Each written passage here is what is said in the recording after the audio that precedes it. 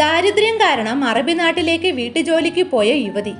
ഒരു ദിവസം ആ വീട്ടിലെ 90 വയസ്സുള്ള വൃദ്ധനായ അറബി കുടിച്ച സൂപ്പ് പാത്രം കഴുകാനായിട്ട് അത് അടുക്കളയിൽ കൊണ്ടുവന്ന് തുറന്നു നോക്കിയപ്പോൾ ആ പാത്രത്തിൽ കണ്ട കാഴ്ചയിൽ അവർ വാ പൊത്തിപ്പോയി. എന്താണ് അവരവിടെ കണ്ട കാഴ്ച? വളരെയേറെ ട്വിസ്റ്റുകൾ നിറഞ്ഞ ആ സംഭവത്തിലേക്ക് നമുക്കൊന്ന് പോകാം. എൻ്റെ പേര് ഷീജ. ക്രൈം സ്റ്റോറീസ് കേൾക്കാൻ താല്പര്യമുള്ളവരാണ് നിങ്ങളെങ്കിൽ എൻ്റെ ഈ ചാനൽ ഒന്ന് സബ്സ്ക്രൈബ് ചെയ്യണേ. ഈ വീഡിയോയ്ക്ക് ഒരു ലൈക്കും തരൂ. Welcome back to Sheeja's creations. ആന്ധ്രാപ്രദേശിലെ സിത്തൂരിലാണ് ജയ്പാൽ, അരുണ എന്നീ ദമ്പതികൾ താമസിച്ചിരുന്നത്. ഇവർക്ക് 3 മക്കളാണ്, 2 ആണും 1 പെണ്ണും. സ്വന്തമായിട്ട് 1 ഏക്കർ നിലമുള്ളതുകൊണ്ട് അവിടെ കൃഷിപ്പണി ചെയ്താണ് ഇവർ ജീവിച്ചിരുന്നത്. ഇതിൽ ഉമ എന്ന പെൺകുട്ടിയാണ് ഇവരുടെ മൂത്ത മകൾ. ഉമ നല്ല പഠിക്കാൻ മിടുക്കിയായ കുട്ടിയായിരുന്നു. 10ാം ക്ലാസ് പഠിച്ചുകൊണ്ടിരിക്കുമ്പോൾ തന്നെ ഉമയ്ക്ക് അനന്തപുരത്തുള്ള ഒരു പയ്യൻ്റെ കല്യാണാലോചന വരികയാണ്. പയ്യൻ്റെ പേര് രാജു. രാജു ഒരു വലിയ കമ്പനിയിലാണ് ജോലി ചെയ്തിരുന്നത്. കൂടാതെ അയാളുടേത് വീടും സ്വത്തും എല്ലാം അത്യാവശ്യമുള്ള ഒരു കുടുംബമാണ്. ഈ ബന്ധം പോലെ ഒരെണ്ണം ഇനി തൻ്റെ മകൾക്ക് കിട്ടില്ല എന്ന് ജയ്പാൽ കരുതി.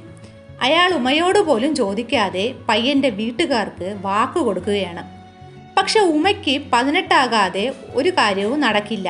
അതുകൊണ്ട് 18 വയസ്സ് തികയുന്ന ആ മാസം തന്നെ കല്യാണം നടത്താമെന്ന് ജയ്പാൽ പറയുന്നു. ഈ കല്യാണക്കാര്യം വാക്കെല്ലാം കൊടുത്ത് ഉറപ്പിച്ച ശേഷമാണ് മകളോട് ഈ അച്ഛനമ്മമാർ പറയുന്നത്. ഉമയ്ക്ക് ഈ ബന്ധത്തിന് ഒട്ടും താല്പര്യമില്ലായിരുന്നു. കാരണം അവൾക്ക് ഇനിയും പഠിക്കണമെന്നാണ് ആഗ്രഹം. അത് ഉമ പാരൻസിനോട് പറയുകയും ചെയ്തു. പക്ഷേ അച്ഛനമ്മമാർ അവളെ വല്ല വിധേനയും പറഞ്ഞ് ഈ കല്യാണത്തിന് സമ്മതിപ്പിക്കുകയാണ്. അങ്ങനെ 2 വർഷത്തിന് ശേഷം ഉമയുടെയും രാജുവിൻ്റെയും കല്യാണവും ആർഭാടമായിട്ട് നടന്നു. വീട്ടുകാർ അവരുടെ വലിയൊരു കടമ നിറവേറ്റിയ സന്തോഷത്തിലായിരുന്നു. എന്നാൽ പുതുമോടി കഴിഞ്ഞതോടെയാണ് ഉമ ഭർത്താവിൻ്റെ തനി നിറം കാണുന്നത്. എന്നും വീട്ടിലേക്ക് കുടിച്ച് ബോധമില്ലാതെ എത്തുന്ന ഭർത്താവിനെ കണ്ട് ഉമ തകർന്നു. മാത്രവുമല്ല, നിസ്സാര കാര്യത്തിന് പോലും ഉമയെ ഉപദ്രവിക്കുകയും സ്ഥിരം വഴക്കിടുകയും ചെയ്യുക രാജുവിൻ്റെ ഒരു രീതിയാണ്. ഇത് സഹിക്കാൻ പറ്റാതെ ഉമ സ്വന്തം വീട്ടിലേക്ക് പോയി. അവിടെ നടക്കുന്ന കാര്യങ്ങളെല്ലാം അവൾ പാരൻസിനോട് കരഞ്ഞു പറയുകയാണ്. എന്നാൽ ജയ്പാലും അരുണയും പറഞ്ഞത്, ജീവിതത്തിൽ ആദ്യം ഇങ്ങനെയൊക്കെ ചില പ്രശ്നങ്ങളൊക്കെ എല്ലായിടത്തും ഉണ്ടാകും. അത് മാത്രവുമല്ല, ഇതൊക്കെ സർവ്വസാധാരണമാണ്, ഇതൊക്കെ സഹിക്കുകയാണ് ചെയ്യേണ്ടതെന്നാണ്. മകളെ ഇങ്ങനെ സമാധാനപ്പെടുത്തിയിട്ട് അന്ന് തന്നെ ആ മാതാപിതാക്കൾ രാജുവിൻ്റെ അടുത്തേക്ക് പറഞ്ഞു വിടുകയും ചെയ്തു.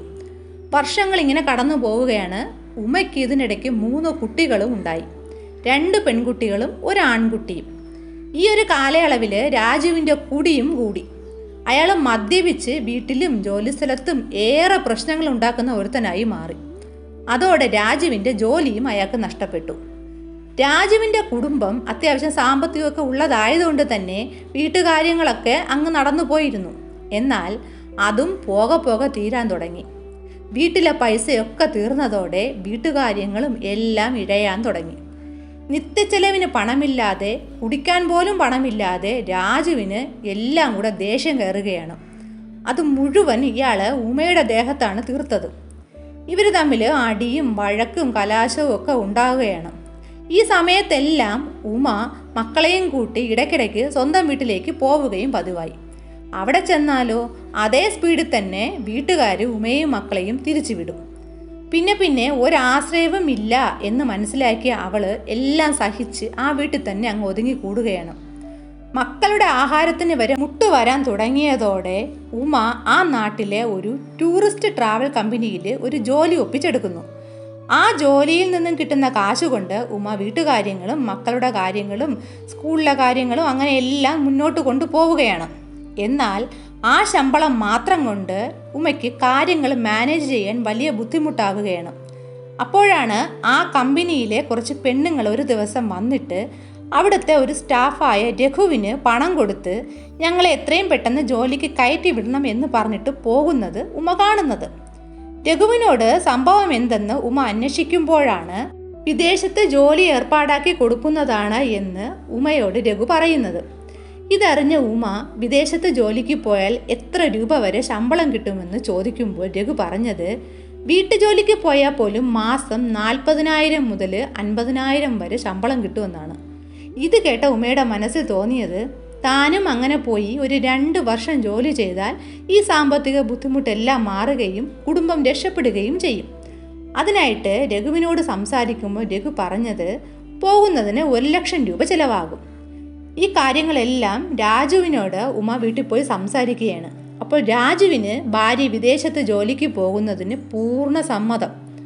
അങ്ങനെ പലരിൽ നിന്നുമായിട്ട് കടം വാങ്ങി ഉമ്മയും രാജുവും 1 ലക്ഷം രൂപ രഘുവിനെ ഏൽപ്പിക്കുന്നു. ഈ 1 ലക്ഷം രൂപ അവിടെ പോയി ശമ്പളം കിട്ടിത്തുടങ്ങിയാൽ 2 മാസത്തിനുള്ളിൽ തന്നെ തീർക്കാമെന്ന ധൈര്യം ഉമ്മയ്ക്കുണ്ടായിരുന്നു. അങ്ങനെ രഘു ഉമയെ ദുബായിൽ ഒരു ഷെയ്ഖിൻ്റെ വീട്ടിൽ ജോലിക്കായി വിടുകയാണ്. ദുബായിലെത്തിയ ഉമയെ കാത്ത് ഷെയ്ഖിൻ്റെ ഡ്രൈവറായ വെങ്കിട്ട് എന്ന ആൾ അവിടെ ഉണ്ടായിരുന്നു. അയാൾ കാറിൽ ഷെയ്ഖിൻ്റെ വീട്ടിലേക്ക് ഉമയെ എത്തിച്ചു. സ്വന്തം നാട്ടുകാരനായ വെങ്കിട്ട് ഡ്രൈവറായിട്ട് അവിടെ ഉള്ളത് ഉമയ്ക്കൊരു വലിയ ആശ്വാസമാണ് തോന്നിച്ചത്. അവിടെ എത്തിയതും 45 വയസ്സായ ഷെയ്ഖും അയാളുടെ ഭാര്യയും ഉമയെ അടിമുടി ഒന്ന് നോക്കി. അതിനുശേഷം ഉമയ്ക്കായിട്ടുള്ള ഒരു റൂമൊക്കെ കാണിച്ചു കൊടുക്കുകയാണ്. പിന്നെ ആ വീട്ടിലുള്ളതെന്ന് പറഞ്ഞാൽ ഷെയ്ഖിൻ്റെ 90 വയസ്സായ ഒരച്ഛൻ മാത്രമാണ്. ഉമ അങ്ങനെ അവിടുത്തെ ജോലിയൊക്കെ സ്വീകരിച്ച് അവിടെ ആ വലിയ വീട്ടിലെ ജോലിയൊക്കെ ചെയ്ത് അങ്ങനെ മുന്നോട്ട് പോവുകയാണ്. ഫ്രീ ആകുമ്പോഴെല്ലാം ഉമ നാട്ടിൽ വിളിച്ച് മക്കളോടും രാജുവിനോടും വീട്ടുകാരോടൊക്കെ സംസാരിക്കുകയും ചെയ്യും. അങ്ങനെ പോകവേ ഒരു ദിവസം ജോലിയെല്ലാം കഴിഞ്ഞ് ഉമ സ്വന്തം മുറിയിലെത്തി ഒന്ന് കിടന്ന് മയങ്ങുകയാണ്. അപ്പോഴാണ് ആരോ തന്നെ സ്പർശിക്കുന്നത് പോലെ അവൾക്ക് തോന്നുന്നത്. കണ്ണ് തുറന്ന് നോക്കിയ ഉമ കാണുന്നത് തൻ്റെ അടുത്തിരിക്കുന്ന ഷെയ്ഖിനെയാണ്. അയാൾ ഉമയെ തൊടാനും പിടിക്കാനും ഒക്കെ തുടങ്ങിയതോടെ അവൾ അവിടെ നിന്നും കരഞ്ഞുകൊണ്ട് ഓടിച്ചെന്ന് ഷെയ്ഖിൻ്റെ ഭാര്യയോട് കാര്യം അവതരിപ്പിച്ചു. എന്നെ രക്ഷിക്കണമെന്ന് പറഞ്ഞ് കരഞ്ഞുകൊണ്ട് നിന്ന ഉമയോട് നീ എൻ്റെ ഭർത്താവുമായിട്ട് സഹകരിക്കണമെന്നാണ് ആ സ്ത്രീ മറുപടി പറഞ്ഞത്. ഇത് കേട്ട് ശരിക്കും ഉമ ഷോക്കായിപ്പോയി. ഇത് ട്രാപ്പാണെന്ന് മനസ്സിലായ ഉമ നേരെ അവിടുത്തെ കാർ ഡ്രൈവറായ വെങ്കിട്ടിനോട് നടന്നത് പറഞ്ഞു.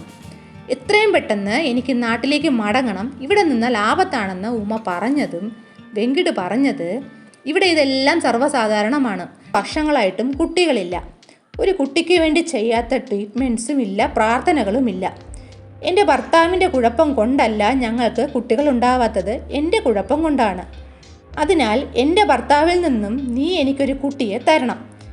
ഇത് കേട്ട ഉമ ഞെട്ടിപ്പോവുകയാണ്. അപ്പോഴാണ് ഷെയ്ഖും ഉമയോട് വന്നിട്ട് ഞങ്ങളുടെ ഈ ആവശ്യം നീ നിരസിക്കരുതെന്ന് അഭ്യർത്ഥിക്കുന്നത്. അതിനായിട്ട് ആ ദമ്പതികൾ 1 കോടി രൂപയാണ് ഉമയ്ക്ക് നേരെ വച്ചു നീട്ടിയത്. എന്നാൽ ഇതൊന്നും ഉമയെ സംബന്ധിച്ച് സങ്കല്പിക്കാൻ പോലും പറ്റാത്തൊരു കാര്യമായിരുന്നു. അവൾ അത് കേട്ടപാടെ തള്ളി. പക്ഷേ ഈ ദമ്പതികൾ ഉമയോട് ആലോചിച്ചൊരു തീരുമാനമെടുക്കാൻ പറഞ്ഞു പോവുകയാണ്. ദിവസങ്ങൾ കടന്നു പോയിട്ടും ഉമയിൽ നിന്നും യാതൊരു അനുകൂല മറുപടിയും കിട്ടാതെ വന്നതോടെ ആ കുടുംബം വിഷമിച്ചു. ഷെയ്ഖിൻ്റെ 90 വയസ്സായ അച്ഛനും മകൻ്റെ ഒരു കുട്ടിയെ കാണാൻ പറ്റാത്തതിൽ മനോവിഷമത്തിലാണ്. ആ വീട്ടിൽ നിൽക്കുന്ന ഓരോ നിമിഷവും ഉമയ്ക്ക് ടെൻഷനാവാൻ തുടങ്ങി. ഒരു ദിവസം ഉമ ഷെയ്ഖിനോട് തന്നെ എത്രയും പെട്ടെന്ന് നാട്ടിലേക്ക് പോകാൻ അനുവദിക്കണമെന്ന് പറയുകയാണ്. എന്നാൽ അയാൾ പറഞ്ഞത് ഞങ്ങളുടെ അഭ്യർത്ഥന സ്വീകരിക്കാതെ ഇവിടെ നിന്നും നിനക്ക് പോകാൻ സാധിക്കുകയില്ല. ഇനി അഥവാ നീ അതിന് ശ്രമിക്കുകയാണെങ്കിൽ ഞങ്ങൾക്ക് ഏതെങ്കിലും ഒരു കേസിൽ നിന്നെ ജയിലിൽ അയക്കാനും പറ്റും. ഇത് കേട്ടതോടെ ഉമയ്ക്ക് താൻ മുഴുവനായിട്ടും അകപ്പെട്ടു എന്ന് കൺഫേമായി. വീണ്ടും നാളുകൾ ഇങ്ങനെ കടന്നു പോവുകയാണ്. 90 വയസ്സായ ഷെയ്ഖിൻ്റെ അച്ഛന് ഭക്ഷണം കൊണ്ട് മുറിയിലൊക്കെ എത്തിക്കുന്നതും ഈ ഉമ തന്നെയായിരുന്നു. ഡോക്ടറുടെ നിർദ്ദേശപ്രകാരം അയാൾക്ക് സൂപ്പ് പോലെയുള്ള ലൈറ്റ് ഫുഡാണ് കൂടുതലും ഉണ്ടാക്കി കൊടുത്തിരുന്നത്. ഒരു ദിവസം സൂപ്പും കൊണ്ട് മുറിയിലേക്ക് ചെന്ന ഉമയോട് അത് അടച്ചു വച്ചാൽ മതി, കുറച്ച് കഴിഞ്ഞ് കഴിച്ചോളാമെന്ന് ആ വൃദ്ധൻ പറയുന്നു. അതുപ്രകാരം സൂപ്പ് അടച്ചു വച്ചിട്ട് ഉമ മുറി വിട്ട് പുറത്തുപോയി. കുറേ നേരം കഴിഞ്ഞിട്ട് ആ സൂപ്പ് കുടിച്ച പാത്രം എടുത്ത് കഴുകാനായിട്ട് ഉമ അതും കൊണ്ട് അടുക്കളയിലേക്ക് വരികയാണ്. അടുക്കളയിൽ വന്ന് ആ പാത്രം തുറന്നപ്പോൾ അതിൻ്റെ അകത്തെ കാഴ്ച കണ്ട് അവൾ ഞെട്ടിപ്പോവുകയാണ്. പാത്രത്തിനകത്ത് ഒരു ബോക്സ് അടച്ചു വച്ചിരിക്കുന്നു. ഇതിനകത്ത് കുറച്ച് സ്വർണ്ണ നാണയങ്ങളാണ്. ഇത് എന്തിനിതിൽ വച്ചു എന്ന് മനസ്സിലാക്കാതെ ഉമ ഷെയ്ഖിൻ്റെ ഭാര്യയോട് ഇത് കാണിച്ച് കാര്യം പറയുകയാണ്. അവരതിന് പറഞ്ഞ മറുപടി, അച്ഛനും ഞങ്ങളുടെ ഈ ഒരു സങ്കടത്തിൽ വിഷമിച്ചിരിക്കുകയാണ്. ഞങ്ങളുടെ ആവശ്യം നീ സ്വീകരിക്കണമെന്ന പ്രാർത്ഥനയിലാണ് അച്ഛനും ഉള്ളത്. അതിന് നിനക്കുള്ള ഒരു പാരിതോഷികമായിട്ടായിരിക്കും അച്ഛൻ നിനക്ക് അതിൻ്റെ അകത്ത് ഈ ഒരു സ്വർണ്ണ നാണയങ്ങൾ വച്ചിരുന്നത്. ഇതെല്ലാം കൂടി ആയതോടെ ഇവരുടെ ആഗ്രഹം സാധിച്ചു കൊടുത്താൽ അവർക്കും സന്തോഷമാകും, എൻ്റെ കുടുംബത്തിൻ്റെ പ്രശ്നങ്ങളും മാറുമെന്ന് ഉമ ചിന്തിക്കുകയാണ്.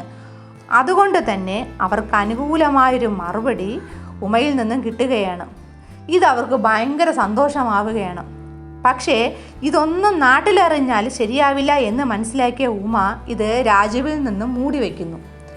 അപ്പോഴും ഉമയുടെ മനസ്സ് മുഴുവൻ കുട്ടികളുടെ ഭാവി സുരക്ഷിതമാവുമല്ലോ ഈ കാശൊക്കെ കിട്ടിക്കഴിഞ്ഞാൽ എന്നാണ്. അങ്ങനെ അധികം താമസിയാതെ ഷെയ്ഖിൽ നിന്നും ഉമ ഗർഭിണിയാവുന്നു. അപ്പോഴും വീട്ടുകാർക്ക് ഒരു സംശയത്തിനും അവൾ ഇടം നൽകിയില്ല. ഉമ അവരെ ഫോൺ വിളിക്കുകയും ഒക്കെ ചെയ്തു പോന്നു പഴയതുപോലെ. ഒടുവിൽ ഉമ ഒരു ആരോഗ്യവാനായ ആൺകുഞ്ഞിന് ജന്മം നൽകുകയാണ്. ആ കുടുംബം നല്ല ഹാപ്പി ആയിട്ട് ഇരിക്കുകയാണ് ഈ ഒരു കുഞ്ഞിനെ കണ്ടതോടെ. പ്രസവശേഷം 1 കോടി രൂപയും വാങ്ങി തൻ്റെ ഭർത്താവിൻ്റെയും മക്കളുടെയും അടുത്തേക്ക് പെട്ടെന്ന് പോകാൻ തയ്യാറെടുക്കുകയാണ് ഉമ.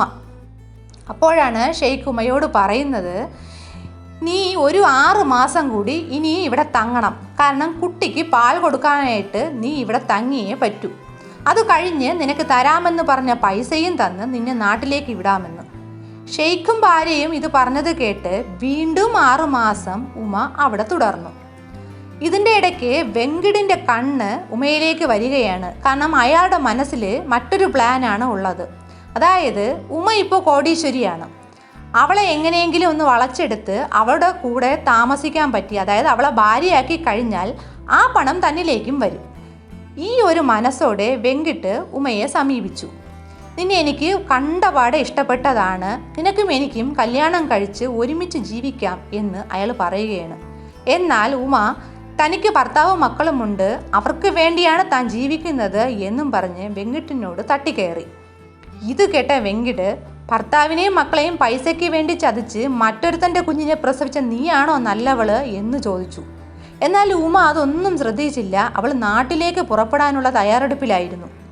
അങ്ങനെ ഷെയ്ഖും കുടുംബവും വാക്കുപ്രകാരം 1 കോടി രൂപയും കൈ നിറച്ച് സമ്മാനങ്ങളൊക്കെ കൊടുത്ത് അവളോട് നന്ദി പറഞ്ഞ് അവളെ നാട്ടിലേക്ക് യാത്ര അയക്കുകയാണ്.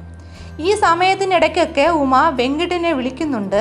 പക്ഷെ വെങ്കിട്ട് ഫോൺ എടുക്കുന്നില്ല. ഈ സമയം വെങ്കിട്ട് രാജുവിൻ്റെ നമ്പരൊക്കെ സംഘടിപ്പിച്ച് അയാളെ വിളിച്ച് ഇവിടെ നടന്ന കാര്യങ്ങളെല്ലാം അറിയിക്കുകയാണ്. ഇതൊന്നും ഉമ അറിയുന്നില്ല. ഇതിനിടയ്ക്ക് ഉമ രാജുവിനെ വിളിച്ചിട്ട് നാട്ടിലേക്ക് വരുന്ന കാര്യം പറയാൻ ശ്രമിക്കുന്നെങ്കിലും രാജു പിന്നെ ഉമയുടെ ഫോൺ അറ്റൻഡ് ചെയ്യുന്നില്ല. പക്ഷേ ഈ സംഭവങ്ങളെല്ലാം അറിഞ്ഞ് രാജു നാട്ടിൽ തകർന്നിരിക്കുകയാണ്. വളരെ സന്തോഷത്തോടെ ഉമ നാട്ടിലേക്ക് എത്തുകയാണ്. വീട്ടിലേക്ക് വന്ന ഉമ കാണുന്നത് രാജുവിൻ്റെ വീർത്ത മുഖമാണ്. രാജുവിനോട് സംസാരിക്കാൻ വീട്ടിലേക്ക് കയറിയതും അയാൾ പറഞ്ഞത് ഇങ്ങനെയാണ്, നിനക്ക് ഈ വീട്ടിൽ സ്ഥാനമില്ല, നീ അവിടെ ചെന്ന് എന്ത് ജോലി ചെയ്തെന്നും എങ്ങനെയാണ് നീ പണക്കാരി ആയതെന്നുമുള്ള എല്ലാ വിവരവും എനിക്ക് കിട്ടിയിട്ടുണ്ട്. ഞാൻ കുടികാരനാണെങ്കിൽ പോലും എൻ്റെ ഭാര്യ ഇങ്ങനെ കൊണ്ടുവരുന്ന പണം സ്വീകരിക്കുന്ന ഒരുത്തനല്ല ഞാൻ. ഇത് കേട്ട് ഉമ തൻ്റെ അവസ്ഥയെല്ലാം അയാളോട് തുറന്നു പറയാൻ ശ്രമിച്ചെങ്കിലും രാജുവിനും മക്കൾക്കും ഉമയെ വേണ്ട. അവിടെ നിന്നും രാജു ഉമയെ ഇറക്കി വിടുകയാണ്. നേരെ സ്വന്തം വീട്ടിലേക്ക് പോയ ഉമയ്ക്ക് ഇതേ അനുഭവം തന്നെയാണ് അവിടെ നിന്നും കിട്ടിയത്. വീട്ടുകാരും ഭർത്താവും മക്കളുമെല്ലാം അവളെ 1 കോടി രൂപയുണ്ടായിട്ട് പോലും തള്ളി പറഞ്ഞു. എന്നെങ്കിലും എല്ലാവരും തന്നെ മനസ്സിലാക്കി വരുമെന്ന പ്രതീക്ഷയിൽ ഉമ ആ നാട്ടിൽ തന്നെ ഒറ്റയ്ക്ക് ജീവിച്ചു. ഇതിൽ ഉമയുടെ ഭാഗത്ത് തെറ്റുണ്ടോ ഇല്ലയോ എന്ന് നിങ്ങൾ കമൻറ്റ് ചെയ്യൂ. പുതിയൊരു ക്രൈം ത്രില്ലറുമായി വീണ്ടും വരാം. Thanks for watching.